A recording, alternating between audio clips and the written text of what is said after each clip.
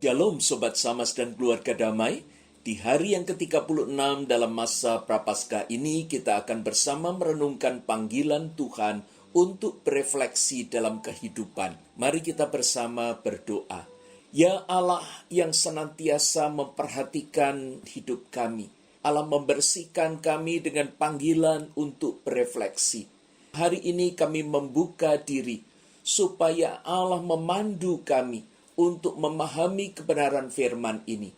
Kami menyerahkan hati kami di dalam nama Tuhan Yesus. Amin. Bacaan firman hari ini dari Yohanes 13 ayat 21 sampai 32. Secara khusus saya akan membacakan ayat 21 hingga ayat 27a. Demikian firman Tuhan. Setelah Yesus berkata demikian, ia sangat terharu lalu bersaksi. Aku berkata kepadamu, sesungguhnya seorang di antara kamu akan menyerahkan aku. Murid-murid itu memandang seorang kepada yang lain. Mereka ragu-ragu, siapa yang dimaksudkannya? Seorang di antara murid Yesus, yaitu murid yang dikasihinya, bersandar dekat kepadanya di sebelah kanannya. Kepada murid itu Simon Petrus memberi isyarat dan berkata, "Tanyalah, siapa yang dimaksudkannya?" Murid yang duduk dekat Yesus itu berpaling dan berkata kepadanya, "Tuhan, siapakah itu?" Jawab Yesus, "Dialah itu yang kepadanya aku akan memberikan roti sesudah aku mencelupkannya." Sesudah berkata demikian, ia mengambil roti, mencelupkannya dan memberikannya kepada Yudas, anak Simon Iskariot. Dan sesudah Yudas menerima roti itu, ia kerasukan iblis. Keluarga damai dan sobat samas yang dikasihi Tuhan, refleksi diri adalah bagian dari proses introspeksi diri yang dilakukan dengan cara melihat kembali dan merenungkan berbagai hal yang telah terjadi di dalam hidup, seperti pengalaman, kebiasaan, dan keputusan. Sebuah proses eksplorasi dan pemaknaan yang mendalam terkait diri kita. Hal ini mencakup pikiran, perasaan, perilaku, keinginan, motivasi, serta keyakinan kita. Dengan refleksi diri, kita dapat menemukan dan mengenal diri kita lebih baik, serta menjalani hidup yang lebih baik ke depannya. Stimulasi refleksi itu bisa bermacam-macam, baik diri sendiri maupun dari luar. Bacaan kita hari ini menunjukkan peringatan yang diberikan oleh Yesus kepada Yudas. Ini merupakan panggilan untuk berefleksi, berkenaan dengan tindakan pengkhianatan yang dilakukan oleh Yudas, maka Tuhan Yesus merasa perlu mengingatkannya. Hingga makna dari panggilan dirinya sebagai murid bisa dipahami. Demikian juga dengan para murid yang lain. Maka sebetulnya Tuhan Yesus sudah 3 kali memperingatkan Yudas. Di ayat yang ke-10b, Tuhan Yesus berkata, "Juga kamu sudah bersih, hanya tidak semua." Di ayat 18, dia berkata, "Bukan tentang kamu semua aku berkata. Aku tahu siapa yang telah kupilih, tetapi haruslah genap nas ini. Orang yang makan rotiku telah mengangkat tumitnya." Mengangkat tumitnya kalau di dalam bahasa Indonesia sehari-hari diterjemahkan melawan aku. Jadi orang yang makan rotiku telah mengangkat tumitnya terhadap aku. Kemudian peringatan yang ketiga di ayat 21, ia, yaitu Yesus berkata, "Aku berkata kepadamu, sesungguhnya seorang di antara kamu akan menyerahkan aku." Sobat Samas dan keluarga damai, bagi Tuhan Yesus, apa yang dilakukan Yudas ini sangat serius. Sehingga berkali-kali peringatan itu diberikan oleh Tuhan Yesus. Tentu tujuannya adalah supaya Yudas itu bisa sadar. Ada terjemahan yang kurang tepat dalam Alkitab bahasa Indonesia di ayat 21. Karena di sana dikatakan bahwa ia, yaitu Yesus, sangat terharu Kata sangat terharu ini terjemahan dari kata Yunani etarachte, berarti keadaan terganggu.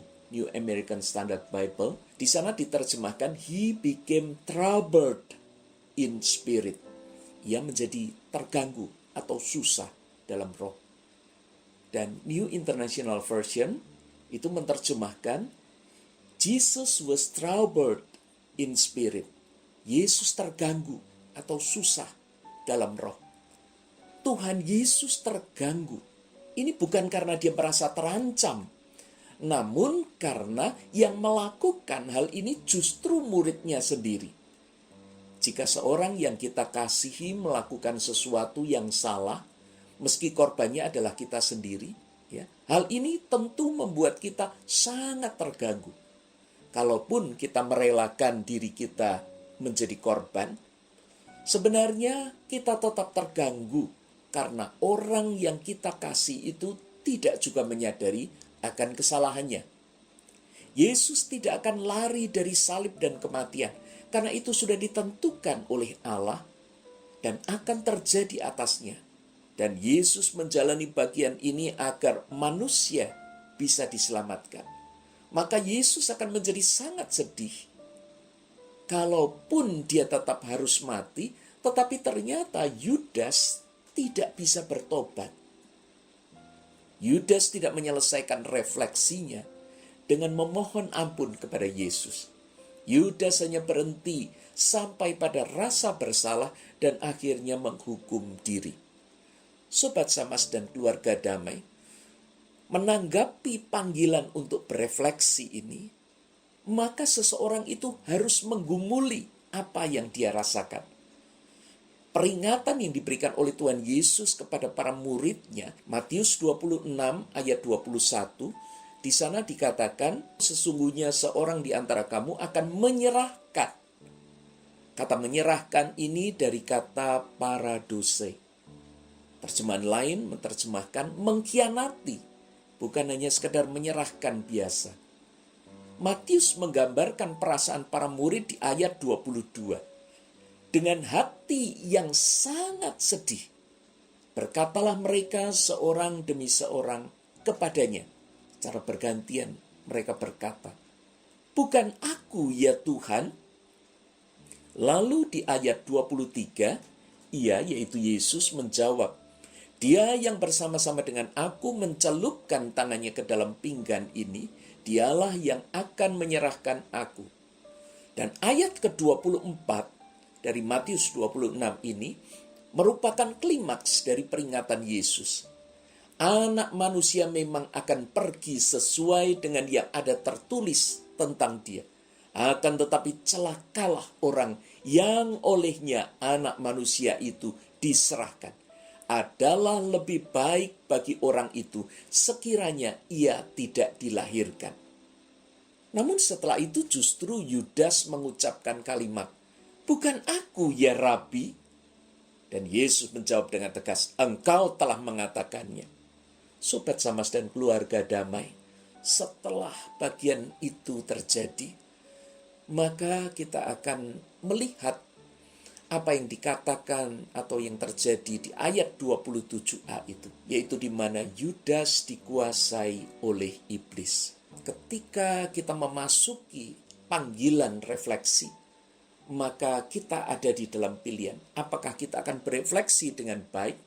Karena itu akan membuat kita dikuasai oleh Allah dan ada perubahan yang akan terjadi. Atau justru kita akan dikuasai oleh iblis. Yudas menerima roti itu, lalu ia kerasukan iblis. Stimulasi refleksi atau panggilan berefleksi sudah diberikan.